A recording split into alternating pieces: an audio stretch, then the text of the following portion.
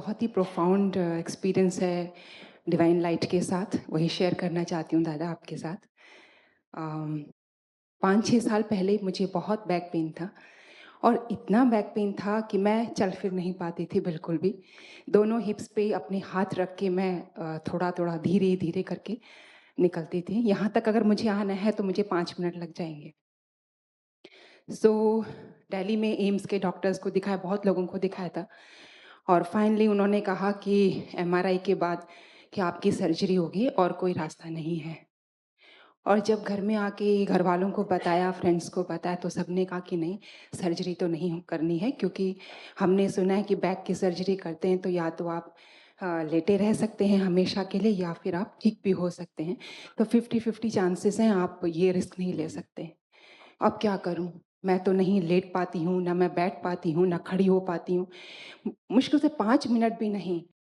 और ऐसे ही मैंने 2015 में जॉइन ही किया था मैत्रीबोध परिवार और लगभग 1 साल कैसे निकल गया मुझे पता भी नहीं चला, जैसे कहीं नशे में हूँ।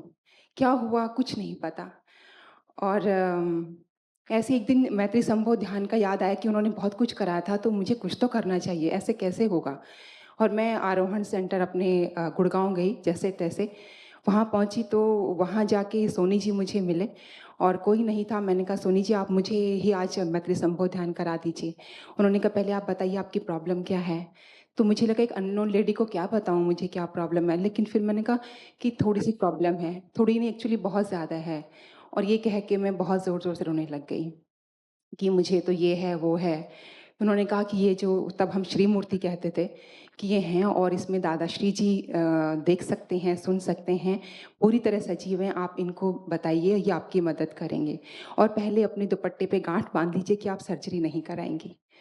और मैं रो धो के श्री मूर्ति के आगे कि दादा या तो मुझे मौत ही दे दीजिए या फिर मुझे ठीक कीजिए। मैं ऐसे नहीं और कैसे चलूँगी? कब तक इस पेन को झेलूँगी? और 3-4 महीने निकल गए ऐसे ही। नेक्स्ट डे सोनी जी का आया मैसेज कि दादाश्री जी कह रहे हैं कि वो आपको देख रहे हैं, आप अपना ध्यान रखिए। और मैं सोचूँ कि दादाश्री जी कैसे देख रहे हैं मुझे? बट यही सोच के बहुत खुशी हुई कि चलो मुझे देख तो रहे हैं।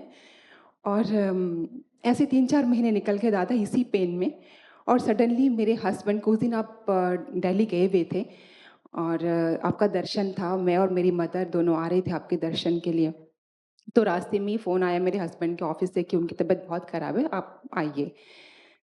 तो हम वापस चले गए वहीं से आधे रास्ते से ही और उनको पैनक्रेटाइटिस हुआ था, जो बहुत ही ख़राब उनकी हालत थी। सो उनके साथ हॉस्पिटल के चक्कर काटते-काटते मुझे नहीं पता कब मेरे दोनों हाथ सीधे हैं, मुझे कोई पेन नहीं हो रहा है और मैं आराम से दौड़ रही हूँ, चल रही हूँ, फिर रही हूँ, कुछ नहीं पता और मुझे इसका एहसास भी नहीं हुआ। दादा थैंक यू सो मच।